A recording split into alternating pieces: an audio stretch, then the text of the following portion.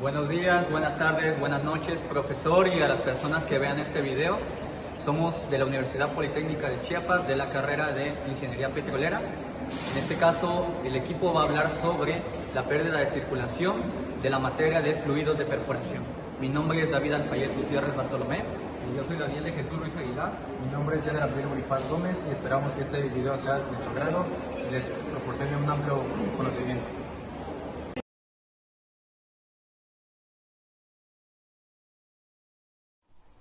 En estas secciones hablaré sobre qué es la pérdida de circulación. Bueno, para empezar decimos que la pérdida de circulación, o también llamada pérdida de retorno, hace referencia a la pérdida de lodo, ya que el lodo no retorna a la superficie después de haber sido bombeado a un pozo. De igual forma la podemos definir como la invasión que tienen los fluidos de perforación o lechadas de cemento hacia la formación.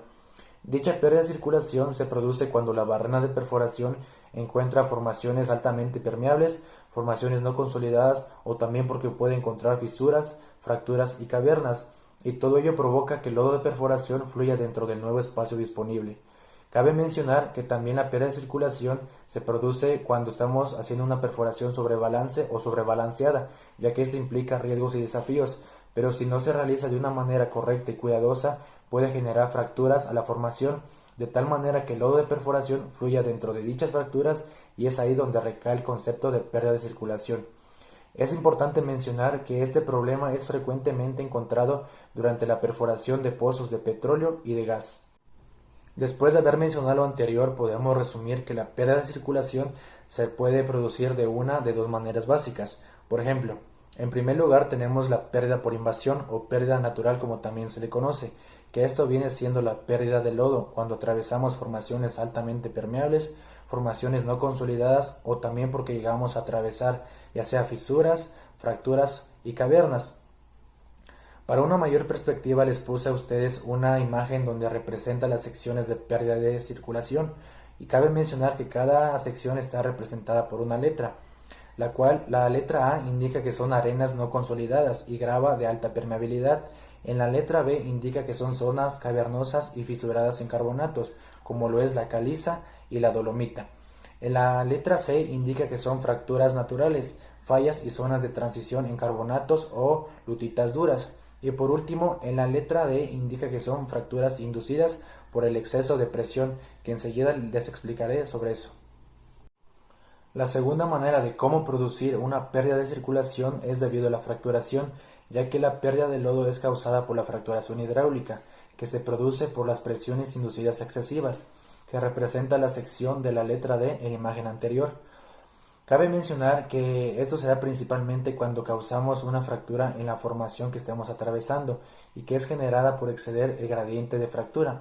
El gradiente de fractura no es nada más que la presión requerida para inducir fracturas en una roca a una profundidad dada.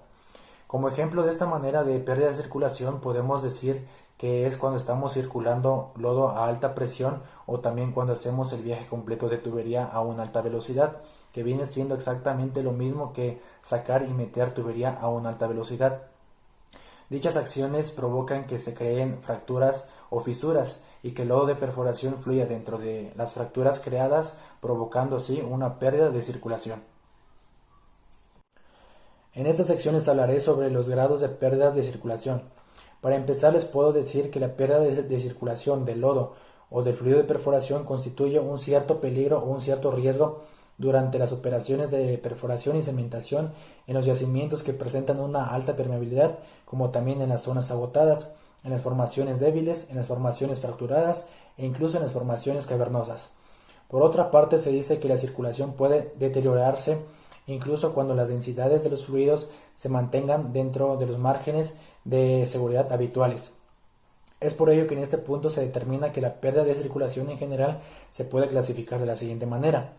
Yo opté por poner una tabla en la cual ustedes pueden visualizar y nos indica el tipo de pérdida y la severidad de la pérdida de acuerdo a su tipo. Como primer tipo de pérdida tenemos el filtrado, que nos dice que tiene una severidad de menos de 1.5 metros cúbicos sobre la profundidad o sobre la altura, que equivale a 10 barriles sobre la profundidad. El segundo tipo de pérdida es la llamada pérdida de circulación parcial. Esta indica que solo una parte del lodo o del fluido de perforación se está perdiendo, ya que si nos damos cuenta nos dice que la severidad es más de 10 barriles sobre la profundidad, pero en este tipo de pérdida afortunadamente existe un cierto retorno de fluido hacia la superficie. Como tercer tipo de pérdida y la más severa es la que hace énfasis a la pérdida de circulación total. Como su nombre lo indica, en este tipo de pérdida el lodo o el fluido de perforación se ha perdido completamente. Por lo que si nos damos cuenta en la tabla indica que su severidad no existe ningún tipo de retorno de fluido en el espacio anular y por ende tampoco existirá un retorno de fluido en la superficie. Como bien mencioné, este último caso de pérdida de circulación total es un caso extremadamente severo, ya que se puede dar el caso de que el pozo quizás no retenga una columna de fluido, aunque se detengan las bombas de circulación. Por eso es importante mencionar que si el pozo no permanece lleno de fluido, la altura vertical de la columna del fluido se reduce y la presión ejercida sobre la formación expuesta disminuye. En consecuencia, otra zona puede fluir dentro del pozo, mientras que la zona perdida primaria está admitiendo fluido. De acuerdo a este tipo de pérdida de circulación total, en casos extremos podemos producir la pérdida del control del pozo, con consecuencias catastróficas. Es por ello que determinar las pérdidas de circulación antes de que estén fuera de control es crucial e importante para que de esa manera se logre operaciones seguras y también rentables desde el punto de vista económico.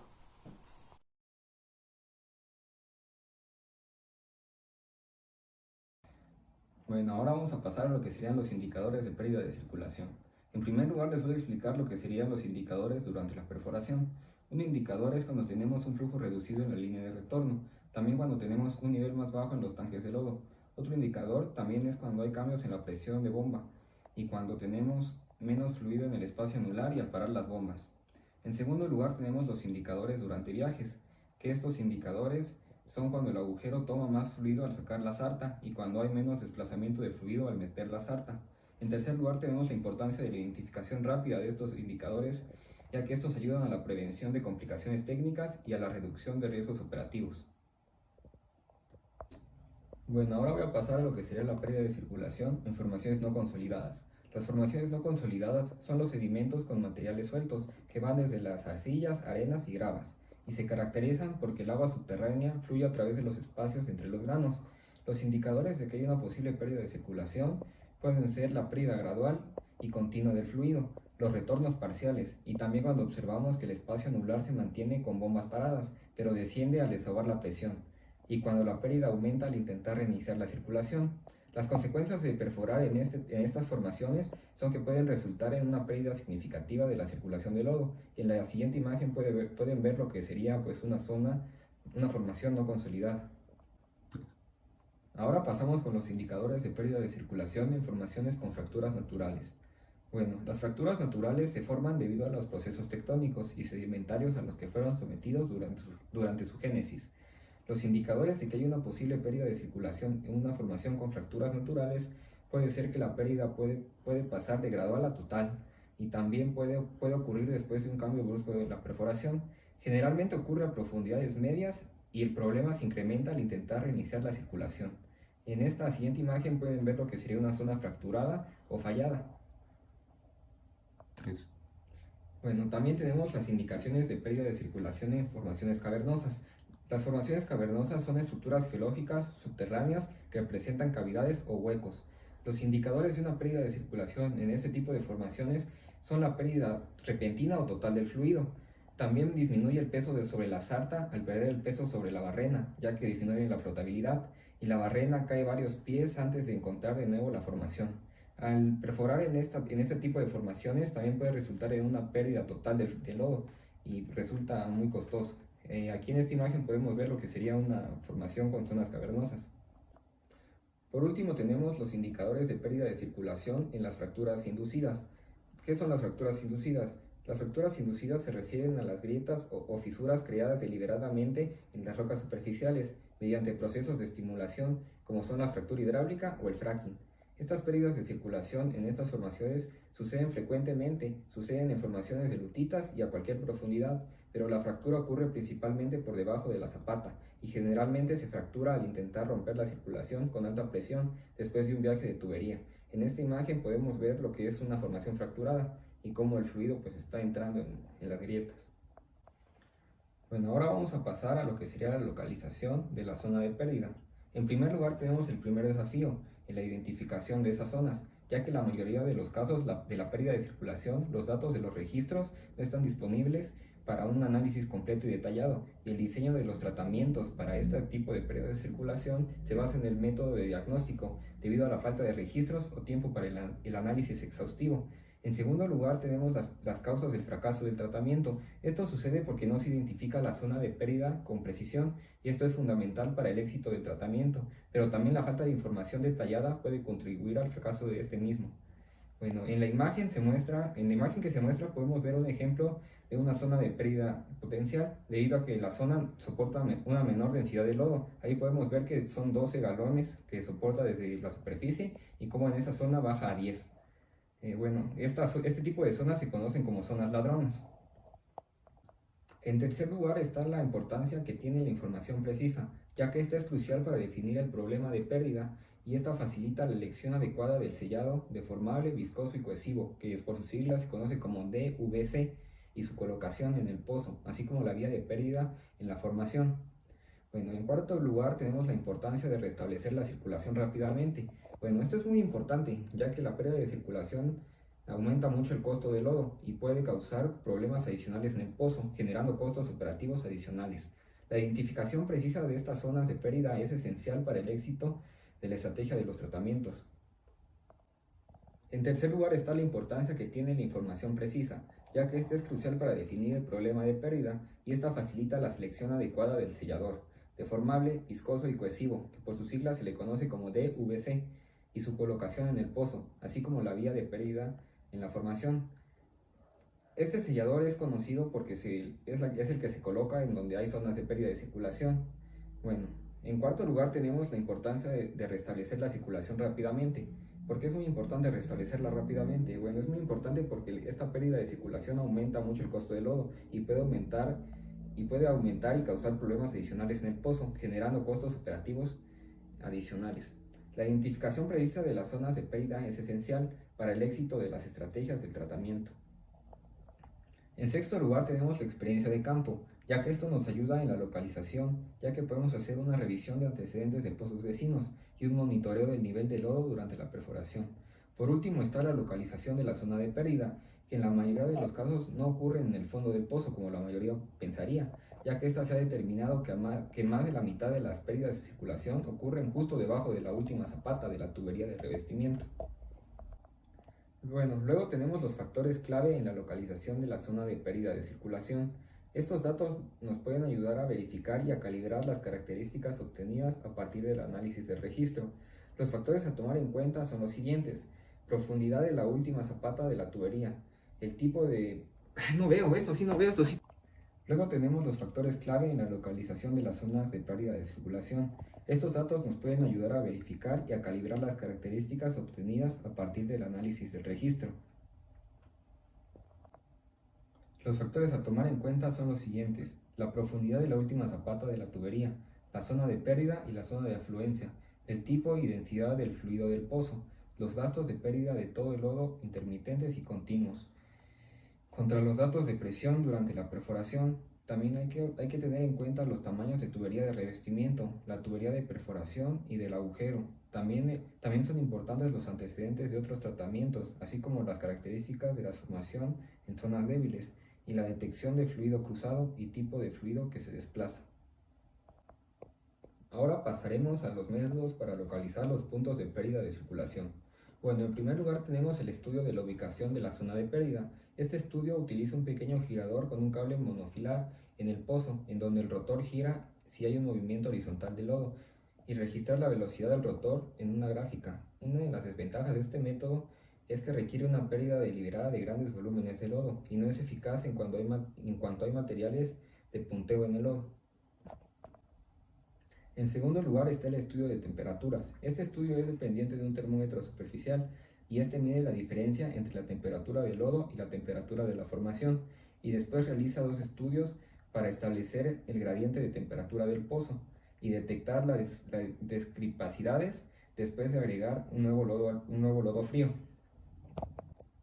En segundo lugar está el estudio de temperaturas. Este estudio es dependiente de un termómetro superficial y este mide la diferencia entre la temperatura del lodo y la temperatura de la formación, y después realiza 2 estudios, uno para establecer el gradiente y otro para detectar la temperatura del pozo y detectar discrepancias después de agregar un nuevo lodo frío. El cuarto es el estudio de temperatura con cable, en donde este utiliza una resistencia de alambre calibrada sensible a los cambios de temperatura, y este se introduce hasta el punto deseado y se registra la temperatura de la resistencia, en donde se bombea lodo y los cambios en la resistencia indican la ubicación del punto de pérdida. Este estudio puede usarse con cualquier tipo de lodo, ya sea base aceite o base agua, pero se requiere una gran cantidad de lodo para este estudio. El quinto estudio es con un transductor para medir presiones, en donde se utiliza un cilindro corto con diafragma de neopreno para restringir el flujo de lodo y un electrodo en movimiento entre 2 electrodos fijos del diafragma para tener la diferencia de presiones a través del diafragma y que éste indique la velocidad de flujo y del punto en el que el lodo se vuelve estático. El sexto estudio es el registro de resistividad. Este registro identifica zonas de pérdida de lodo base aceite, pero tiene sus limitaciones, sus limitaciones son que no puede identificar cierto tipo de zonas de pérdidas, como fracturas estrechas y cerradas, y tampoco en zonas donde hay hidrocarburos o flujo cruzado de agua. También se necesitan otro tipo de diagnósticos necesarios para confirmar la ubicación de las trayectorias de pérdida de circulación en pozos perforados con lodo base agua, que por sus siglas en inglés se conoce como WBM. El séptimo estudio es el registro de ruido, en donde se usan herramientas de registros de ruido, como lo son los hidrófonos, que funcionan como dispositivos pasivos de escucha, y estos responden al sonido en el pozo y alrededor de él también. La frecuencia y amplitud del ruido reflejan el tipo de fluido, que bien pueden ser gas y líquido, y la obstrucción del fluido en el fondo del pozo, a través de diferentes restricciones. Bueno, estos serían los métodos más comunes para la localización de los puntos de pérdida de circulación, pero cabe recalcar que estos métodos proporcionan enfoques variados para localizar los puntos de pérdida de circulación, cada uno con sus propias ventajas y desventajas en términos de precisión y requisitos operativos.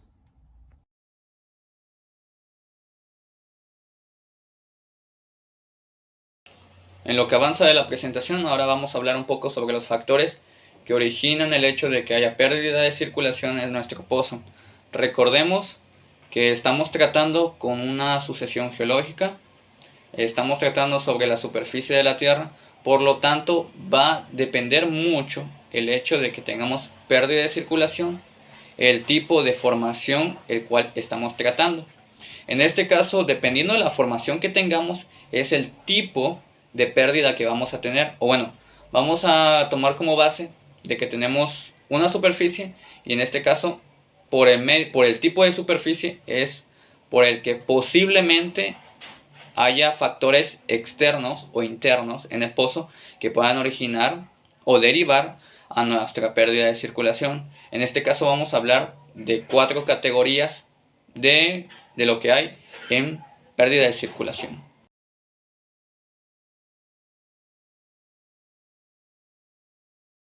Ahora les voy a hablar un poco sobre las consecuencias del hecho de que haya pérdida de circulación.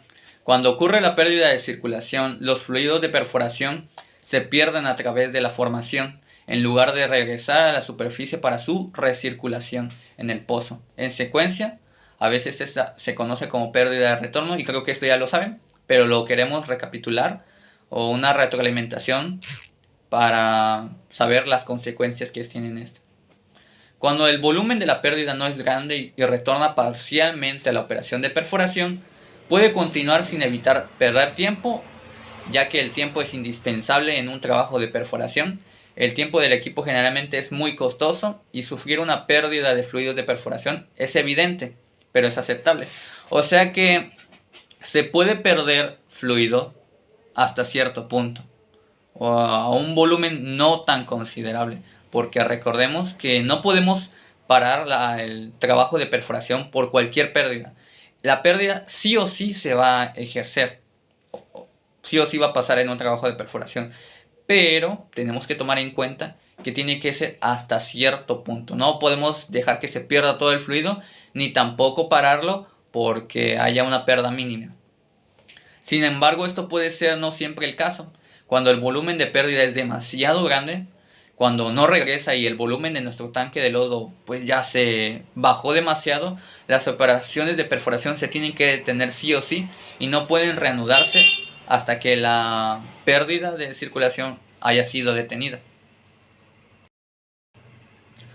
Para agravar el problema que ya estamos teniendo, cuando ya vemos que en nuestra operación perdimos al inicio, bueno, una medida considerable de fluido, pero no alarmante. Pero de la nada ya empezamos a tener una pérdida mucho mayor, el volumen de la pérdida es grandísimo. Ya tenemos que parar y tenemos que identificar el problema y tenemos que saber lo que está provocando. En este caso, el problema mayor se da cuando a menudo cuando ocurre la pérdida de circulación, el nivel de fluido en el pozo no se puede mantener, lo que traducirá a una pérdida de carga hidrostática. Con esta presión hidrostática reducida, los fluidos de la formación de otras zonas de alta presión pueden comenzar a fluir al pozo. Esto ocurre cuando el pozo está experimentando problemas de control que son generalmente mucho más complicados de resolver. Este flujo de retorno creo que ya nos hace un poco más de sentido, porque es cuando ocurre un flujo cruzado en el pozo y en casos severos este escenario se convierte en un reventón subterráneo. Un escenario de reventón se produce si esta corriente fluye sin control a la superficie. Los reventones son peligrosos y deben prevenirse siempre, ya que el costo de controlar un reventón puede ser enorme. Porque al darnos cuenta que perdimos esa carga hidrostática, ¿qué va a hacer? Que nuestro fluido pues venga a la superficie. Y como hemos visto en clases, en otras materias, nos podemos dar cuenta lo peligroso que puede ser el hecho de que haya un reventón. Sabemos que hay equipo para prevenir esto, pero tenemos que evitar completamente que ocurra este tipo de... Porque así como puede generar muchos gastos, también puede poner en peligro la vida de todas las personas que estén a cargo, y pues es lo que no queremos. Como ya mencionamos anteriormente, vemos que hay una reducción de la presión hidrostática, y ante esta presión hidrostática reducida la formación puede colapsar. Si vemos en la imagen podemos ver que tenemos que la presión hidrostática hacia dónde está dirigiéndose, hacia abajo, pero al colapsar toda la deformación plástica de las paredes del pozo pues van a hacer que se cierre, y ocasionando pérdidas de conjuntos de herramientas, de reventones y pega de tubería por presión direccional. Recordemos que la pega de tubería por lo que es la presión direccional no es más que nada de que tenemos nuestra tubería y esta se pega a las paredes porque hay una reducción de las paredes del pozo. El costo para restablecer el control de dicho pozo puede ser incluso de varios millones de dólares, así que creo que no es factible que ocurra esto. Por eso la importancia de saber y de conocer, identificar y prevenir lo que es la pérdida de circulación.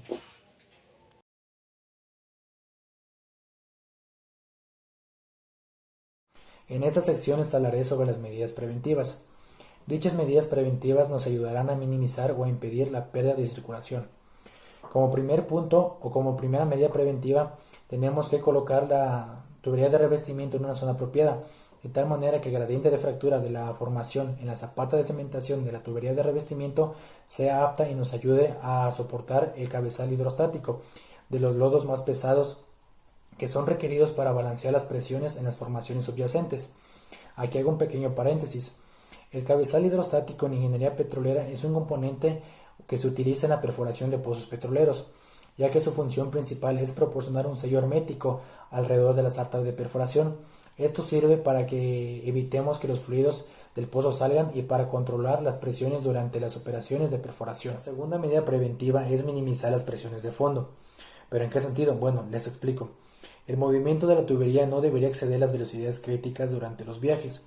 Es por ello que al meter o sacar la tubería, lo debemos hacer de una manera correcta y a una velocidad adecuada para no provocar una pérdida de circulación inducida debido a la fracturación.